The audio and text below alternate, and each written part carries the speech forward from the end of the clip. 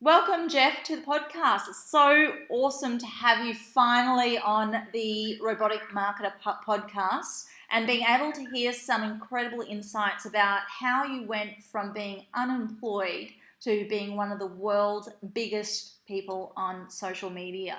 You're up there with the big superstars, so welcome. Thanks, Mel. It's great to be here. So, Jeff, for the audience members who don't know you, and I don't know how that would ever be possible, given you have literally the highest profile I know on social media, tell us a bit about your story. It started in 2008 when I sort of noticed people's obsession on Facebook, and when something's going on here, and I noticed on Twitter. The other thing that inspired me was a book by David Neiman Scott. Sort of said if you create content online, you actually go attract an audience. And being in sales, we actually had to go and chase customers. The idea of actually having customers come to me by creating online content sounds very attractive. So, along with a 4-hour work week, which sort of opened up a bit of an idea that you create a business around a blog, the observation of those two pieces of inspiration are what made me start the blog in 2009 in March, when I was between jobs, code for unemployed. So in March 2009, I hit the go button and started writing really badly, but we learned along the way. So it was one observation about the nature of social media, and then a couple of good books that actually got me to hit the go button and just start. I remember hearing about you many, many years ago, and I think it was in your early days on being on social media, and in particular being on Twitter. You were this person who came out of nowhere. I've been in the marketing industry for a long time, as you know, and I hadn't at that point heard of you, but then all of a sudden you were everywhere and everyone was talking about you. Everyone was talking about your blog. Everyone was talking about your social media presence. How did you start, that whole wave where people became so familiar with the Jeff Bullas brand? There were three things that I believe made that impact globally.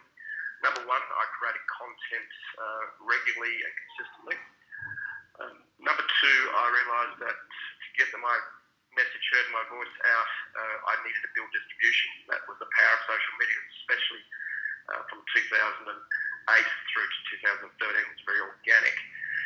So I built a huge following on Twitter. So I realised that was really important.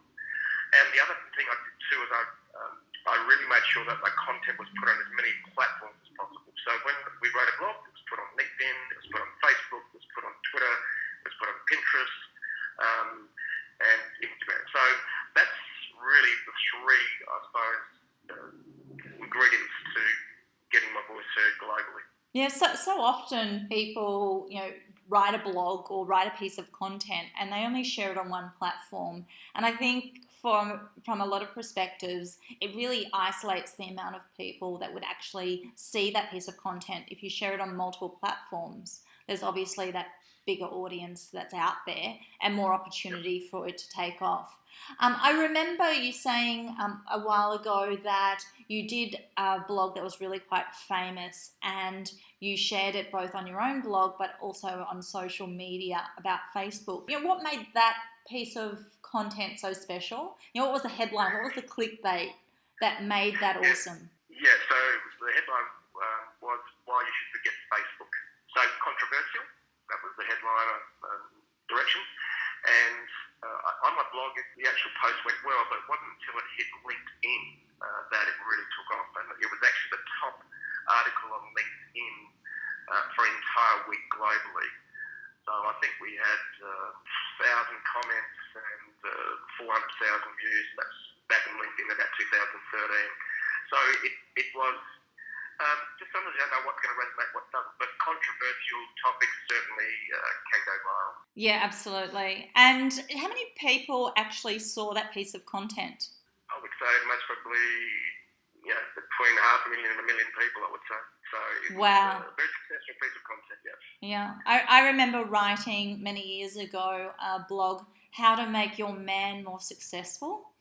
And more than 1 million people read that particular blog, and obviously it didn't have enough to do with business as I would have liked, or marketing.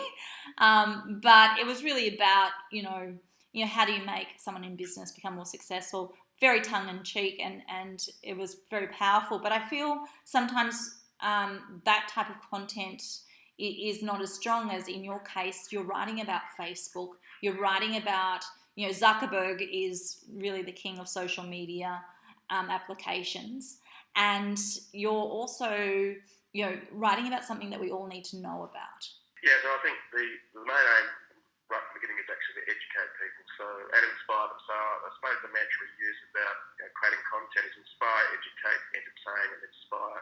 So, so educate, inspire, inform, and entertain. So they're the four different angles you can take. And it's got to be just more, if it's just boring information written badly or presented badly or not distilled correctly, I think that's not going to help you get your voice out. And when you're looking at social media, if you're a B2B business, which many of our listeners work in that field, what would you say are the best platforms from a social media perspective and from a digital perspective? The best platforms now are essentially Facebook. So a lot of people say it's not for B2B, but it is. The game for social's changed very much since 2013-14. I think a lot of business owners don't understand that. And it's now pay to play.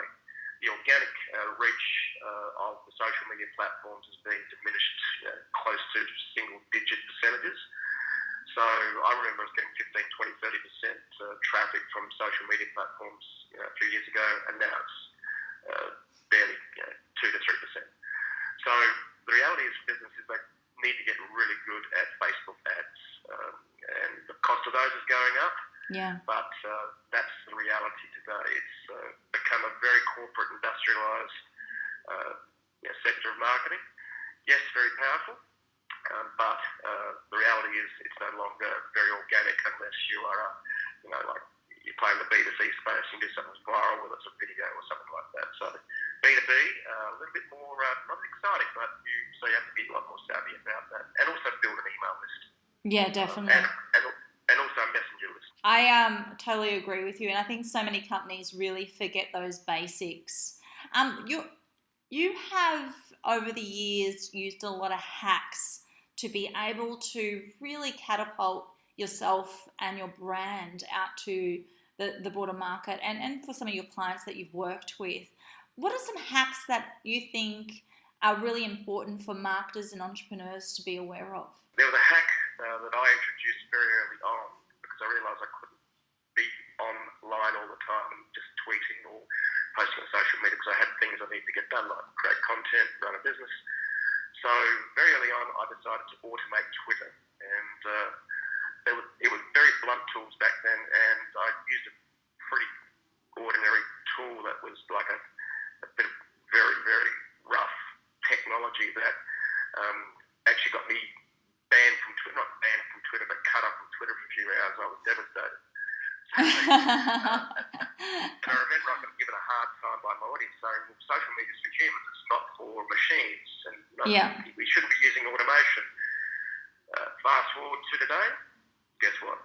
The only way to scale is through automation. So that was one of my first hacks, and I realised early on that automation was going to be key to getting my voice out and really amplifying it and scaling me. I remember also walking through the Adobe Summit in Las Vegas last year with you, and every time we came up to a stand that was about video marketing, you stopped and you were inquisitive. Obviously, video's a big area of marketing these days as well. So the challenge with video is that it's hard to scale, in terms of production and especially quality. But I think what is happening in this area is that there's technology that's arising. There's a company I know I'm working with and part of is Shutterrock.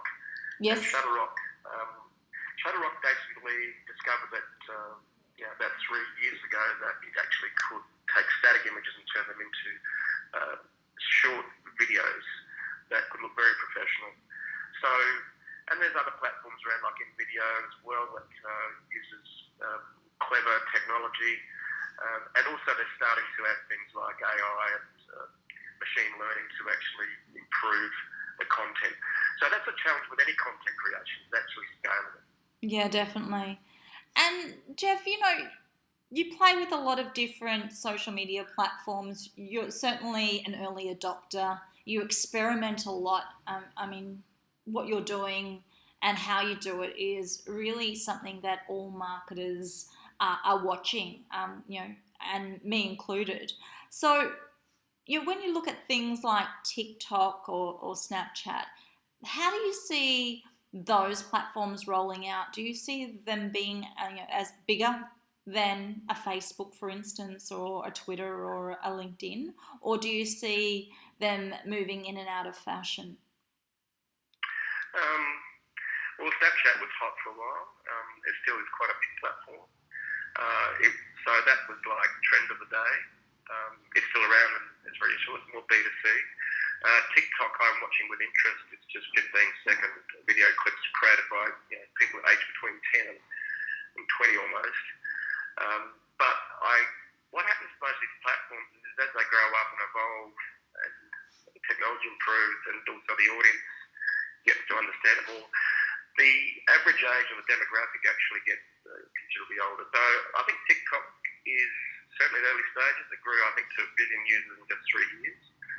And it is, so I've actually created an account. I haven't posted anything there yet. I need to watch because I really think that, you can't assume that something's just going to be used for, teenagers forever. And the reality is that some platforms go to fashion for certain demographics. I think we've seen a bit of a move from Facebook to Instagram, and guess what? Facebook actually owns Instagram. But I've seen a lot of people sharing much more on Instagram than Facebook. So you just got to be aware of it, and I think you've got to get in early-ish. You don't have to be the first, but I think you certainly need to do a watching brief. And so are we going to see you in the next few months doing some dances on TikTok or singing a few songs? What are we going to see from you on TikTok, Jeff? I'm starting to practice my moves right now. I look forward to seeing those. So Jeff, any advice to marketers and entrepreneurs out there that are a bit slow in the uptake of social media and all of a sudden going, hey, I need to really do something big here, otherwise my brand's going to fall to the wayside? Do you have any tips or advice for companies like that? I think you've got to understand that social media is only part of the equation. I think the best thing that companies can do to really accelerate is to actually either develop an internal team or have resources internally to do Facebook ads. I think because they're so targeted. Facebook's got the most granular data about people and can do really, really clever targeting. And I think if you want to reach an initial audience, especially globally, Facebook's the go. But it's getting more expensive. So Facebook's one, and I think as a side to that, you also should not be ignoring optimizing your content for search engines. A lot of people say, well, it's just old school SEO, it's just, it's boring, it's stale, it's too mature. And the reality is that search engines, they actually generate 70-80% of my traffic. So, and basically it's earned attention. In other words, we've built authority over the years by a lot of backlinks and by creating the best content we can. So, yeah, sure, learn social media and get really good at targeted Facebook ads and other targeted, like Google ads. But don't forget things like search engines. Yeah, definitely. With one of our own accounts, we have a business that's online, and 92% of the traffic is just through Google, through organic growth. And I think that is both a blessing and a cost saving, but it's also a bit scary. I don't know if you recall maybe 6 or 7 years ago when they changed their algorithm, and a bunch of businesses went out of business because of it, because they no longer had traffic. And I think that's something to be mindful of. You need a combination of various omni-channel marketing platforms and ways in which you communicate your brand to be able to be effective. Now, you're an avid reader. You know, something I always find fascinating about smart people or successful people, they all tend to read a lot. What's your favourite book at the moment? A really fascinating book I'm reading at the moment is called You're Not Listening. And What You're Missing and Why It Matters. It's a really, really deep dive into one of the most powerful aspects of communication. You know, we're taught a lot how to speak, but we're not very often taught how to listen. And it's been a favourite topic of mine for decades, but this book is a really deep dive into the nuance and some of the really insightful, I suppose, research and also experience of people that have an incredible power to listen and make people feel special. So that's my current book I have open. Awesome. Well, thank you so much, Jeff, for being on the show. We really appreciate it. We know that you get asked on a lot of podcasts and a lot of television shows and radio shows, etc. So to have some of your time, we really appreciate it. Thank you so much. Thanks, Mel. It's been great to be part of the show. Thank you.